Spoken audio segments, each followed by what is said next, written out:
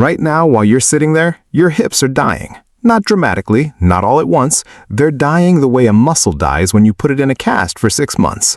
Quietly, efficiently, while you do absolutely nothing wrong by today's standards. You wake up, you sit in your car, you sit at your desk, you sit at dinner, you sit on your couch, and somewhere in that 18-hour rotation of chairs, your body forgets what it was actually built to do. Your spine forgets how to bend, your shoulders forget how to reach overhead without aching, but nowhere does the damage compound faster or hide more effectively than in your hips. Because a chair is engineered almost perfectly to do the opposite of everything a human hip evolved to do. It rewards stillness, it punishes rotation, and it does both so gradually that you never notice the trade you've been making, year after year, sitting after sitting.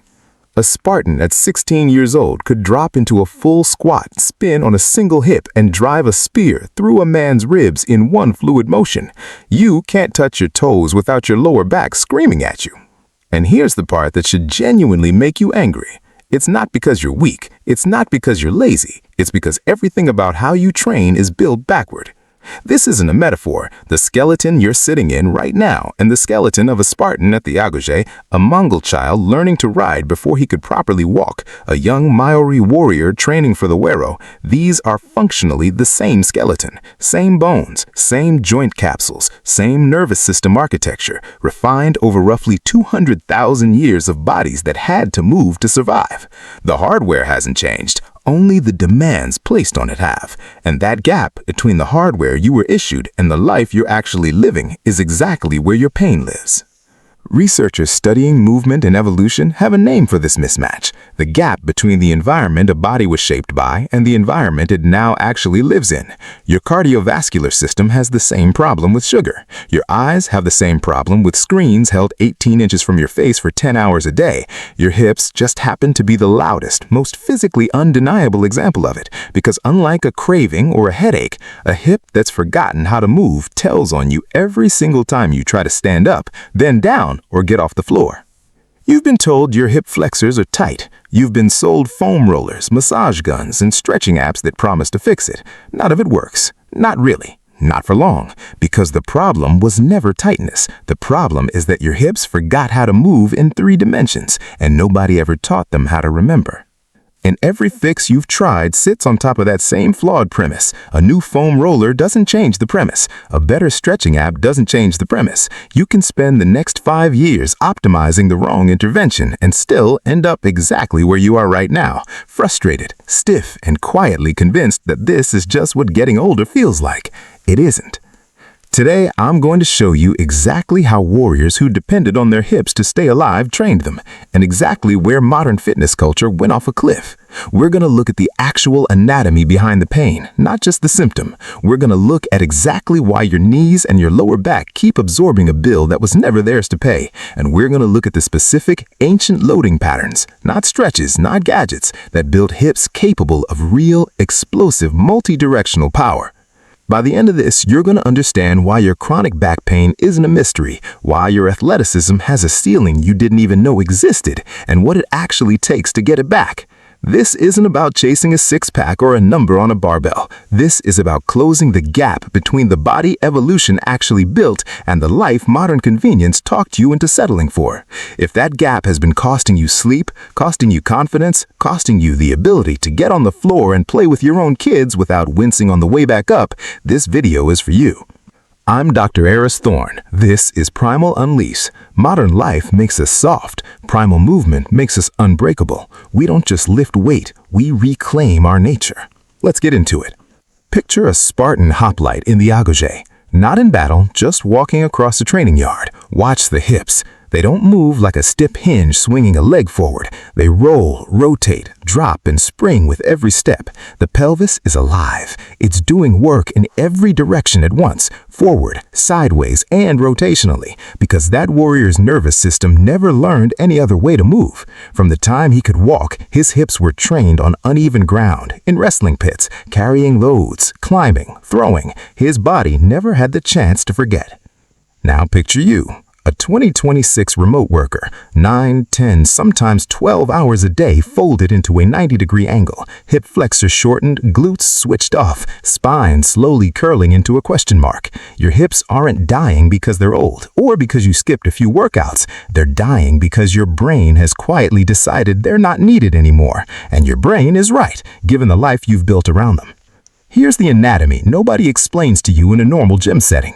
Your hip isn't one joint doing one job. It's a ball and socket system surrounded by no fewer than 6 deep rotator muscles layered underneath the bigger, more visible glutes, whose ultimate purpose is to control rotation and keep the femoral head centered under load.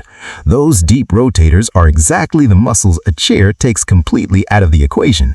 They don't get stretched into tightness. They go quiet from total disuse, the same way a hand goes numb if you sit on it for 20 minutes. Your hip rotators have been going numb for years, and nobody ever taught you to notice. There's one muscle in particular that deserves its own explanation, the psoas, sometimes called the muscle of the soul in older anatomical texts, because it's the only muscle in the human body that directly connects your spine to your legs, running from your lower vertebrae through your pelvis, all the way to the top of your femur.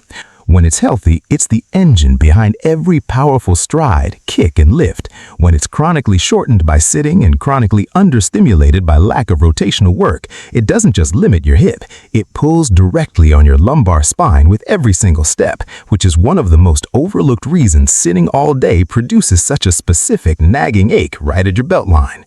There's a real documented phenomenon behind this. It's called sensory motor amnesia. It's not that your muscles are too weak to do their job. It's that the connection between your brain and those muscles has gone dark. Your glutes are still there. Your deep hip rotators are still there. But your nervous system has stopped sending them clear signals, the way a road stops getting maintained once nobody drives on it anymore. Eventually, the neural road to your hip just isn't there. That's why stretching doesn't fix it. You can't stretch your way back into a connection that was never about flexibility in the first place. It was about communication. There's a second casualty in here that almost never gets named, your sacroiliac joint, the small, dense joint where your spine actually meets your pelvis. It's built to transfer enormous force between your upper and lower body, but only if the hips on either side of it are doing their job to share the load. When one or both hips go quiet, that small joint starts absorbing shear forces it was never designed to handle alone, which is exactly why so many people develop a dull, one-sided ache low in their back that no amount of core work seems to touch. It's not a core problem, it's a hip problem wearing a core costume. And this is where most people get the consequences completely wrong. They think a stiff hip just means a stiff hip. It doesn't. When your pelvis stops moving the way it's supposed to, your body has to find that motion somewhere else, usually your lower back. Your spine starts rotating and flexing to compensate for a hip that's gone silent. And that compensation, repeated thousands of times a day, every single day, is the actual mechanical root of most chronic lower back pain. Not your mattress, not your posture in the abstract sense, a pelvis that forgot its job, handing the bill to a spine that was never built to pay it. But here's what almost nobody talks about. This isn't just a movement problem. It's draining you in ways you don't even connect back to your hips. Your pelvic floor and deep hip musculature sit right at the crossroads of your nervous system's regulation of energy and hormonal output. When that region is locked down and starved of real signal, you don't just move worse, you wake up tired. Your stress hormones run high with nothing to discharge them. Chronically elevated cortisol with nowhere productive to discharge it doesn't just make you tired, it actively interferes with the very hormonal signaling your body needs to repair tissue and build strength overnight while you sleep. Testosterone and the broader hormonal cascade that drives drive, motivation, and vitality take a hit because your body is quite literally sitting on the brakes of its own engine for 10 hours a day. So when I say modern life makes us soft, I don't mean it as an insult. I mean it as a diagnosis. You are the product of an environment engineered to disconnect you from your own pelvis, and almost nothing in mainstream fitness is built to reconnect you to it. Let's follow this further because the consequences compound in a way that should worry you. When the hip goes quiet, the knee is next in line. The knee was never designed to be a primary mover. It's a hinge, a simple joint that's supposed to take direction from a powerful, rotating hip above it. But when that hip stops doing its job, the knee gets recruited into rotational and stabilizing work it was never built for. That's a huge part of why so many random knee injuries, the ones that happen just walking downstairs, just pivoting to grab something, aren't random at all. They're hips, outsourced to a joint that can't handle the job. Outsourced, not random.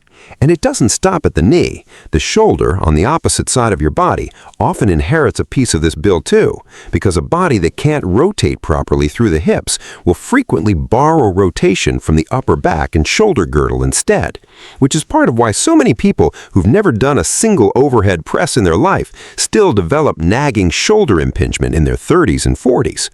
The body is relentlessly resourceful. It will always find motion somewhere. The only question is whether it borrows that motion from a joint built to handle it or one that wasn't.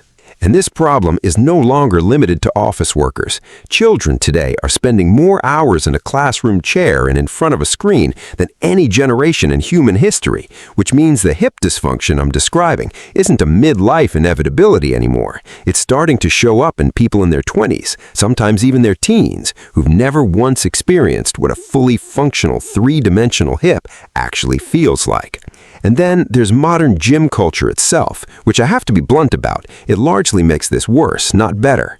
Walk into almost any gym and watch the hip-dominant movements: leg press, hip thrust machine, leg extension.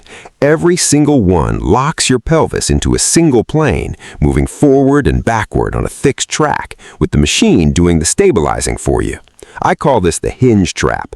You get strong in one direction on a machine that does half the work, while the three-dimensional capacity of your hip, the rotation, the lateral stability, the ability to coil and release force, never gets touched at all. Walk further into that same gym and you'll find the pattern repeated everywhere. The Smith machine locks your entire body into a single vertical rail. The seated leg curl isolates a hamstring by removing every ounce of rotational demand from the hip it crosses.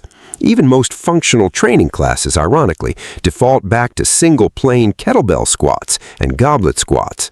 Genuinely useful tools, but rarely programmed with the rotational, ground-based variability that actually rebuilds a three-dimensional hip. The equipment isn't evil. The problem is that an entire industry built its training philosophy around control and predictability in a body that was designed for chaos and adaptation. Compare that to how a Roman legionary or a samurai actually built power. A legionary in testudo formation, bracing under shield weight while pivoting to thrust a gladius, isn't moving in one plane. He's coiling through his hips and unwinding that coil into a strike. A samurai's draw and cut with a katana, the iajutsu draw, is generated almost entirely from a rotational load through the hips and core, not the arm. That coiling action, load, rotate, release, is exactly the capacity your hip flexor machine at the gym never even attempts to train. You'll find the same principle in the Zulu impi, whose warriors trained barefoot over miles of open terrain before ever lifting a single shield, building a foundation of rotational hip strength long before strength was ever tested in formation. None of these cultures had a word for functional training because to them there was no other kind. Strength that didn't transfer to the unpredictable demands of a real fight or a real hunt simply wasn't considered strength at all. This is why so many people who are strong on paper, who can hip thrust 3 plates, still feel weak, unstable, or genuinely vulnerable the moment they're asked to move in a real, unpredictable, multi-directional way. Catching yourself from a slip, changing direction hard while playing with your kids, defending yourself if you ever had to. Isolation training built a hip that's strong in a museum case, strong only when everything is locked down, predictable, and moving in a straight line. The second life asks for anything else, that strength evaporates. That's the real cost of ignoring your center. It's not just stiffness, it's a body that's been quietly trained into fragility, dressed up to look like fitness. If a knee has ever given out on you for no reason, drop a comment below, because what I'm about to show you is exactly why that happened and how warrior cultures avoided that trap completely, generation after generation, without a single piece of modern equipment in sight. So, if the modern approach is broken, what actually worked? Here's the good news. The fix isn't complicated, it's just forgotten. Every warrior culture that depended on real physical performance, Spartans, samurai, Mongol horsemen, Roman legionaries, independently arrived at the same center of gravity, the pelvic bowl. Not the chest, not the arms, not even the legs in isolation. The pelvis. It's the structural and energetic hub where the upper body and lower body transfer force, and every one of these cultures trained it as the literal foundation of explosive, multi-directional power, even without a word of shared language or technique between them. And they did it without a single machine.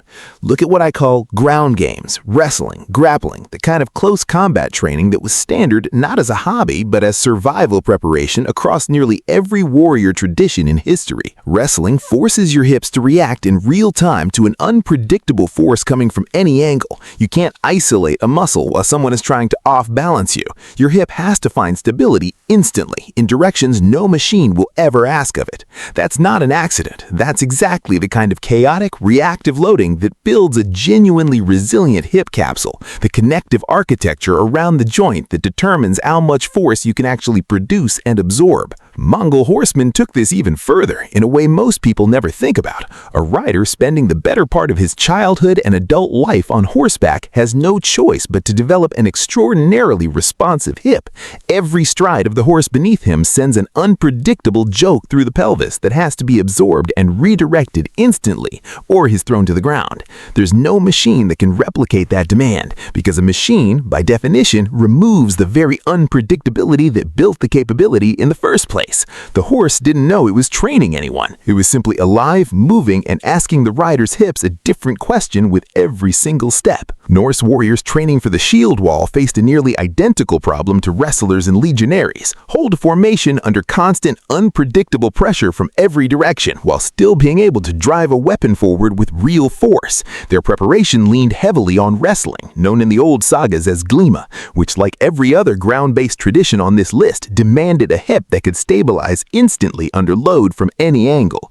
Different continent, different century, different language entirely. Same exact conclusion about where real power actually comes from. Even cultures an ocean apart from each other landed on the same conclusion independently. Maori warriors built explosive hip power through footwork and ground-based wrestling that demanded constant three-dimensional adjustment.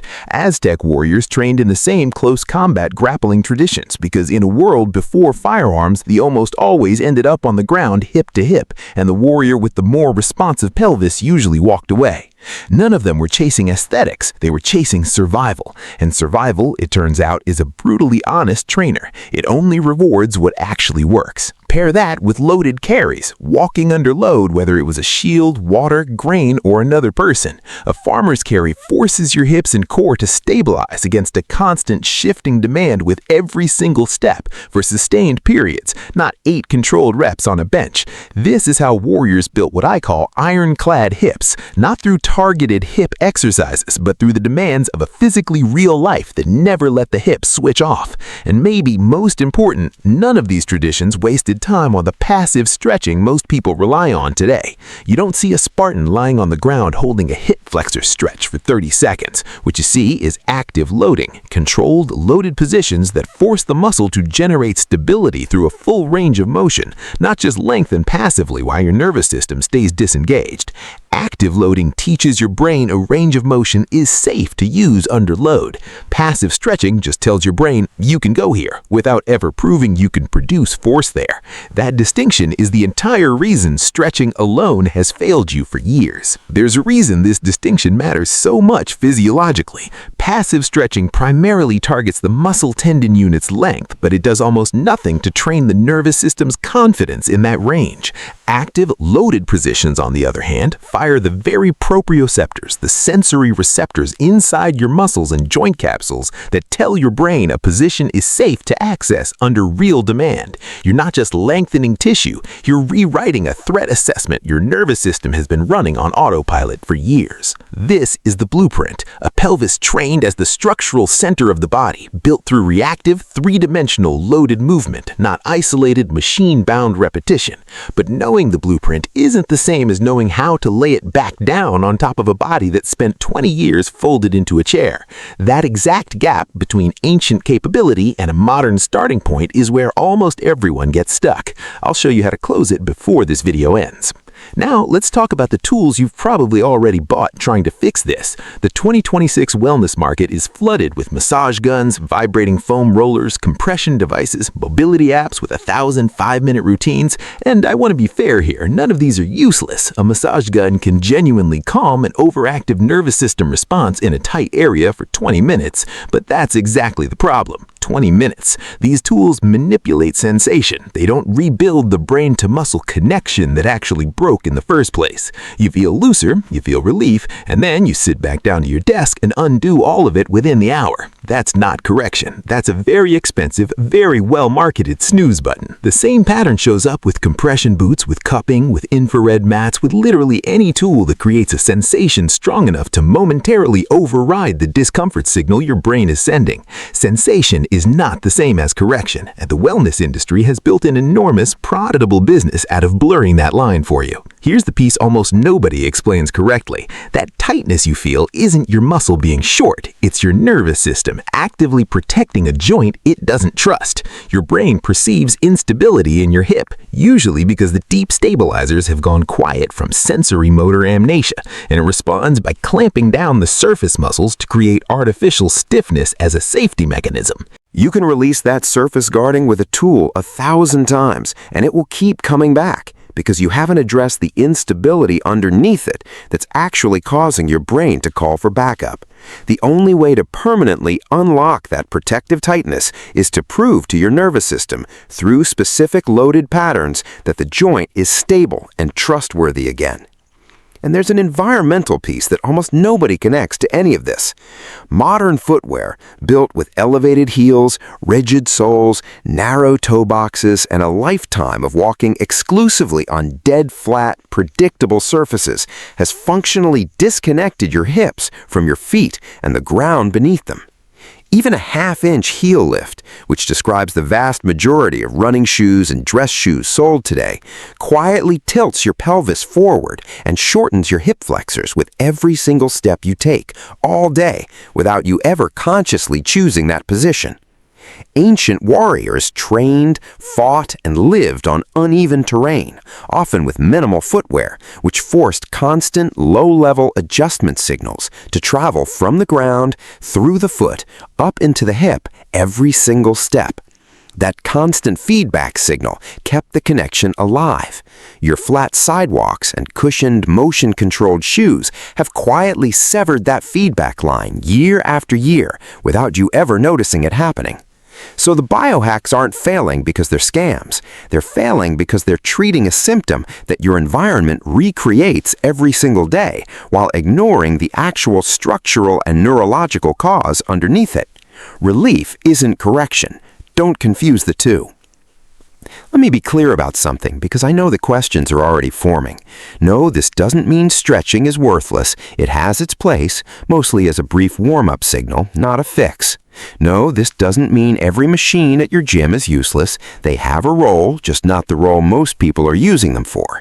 And no, none of this means you need to throw away your shoes and start training barefoot on gravel tomorrow morning. The goal is never to reject everything modern.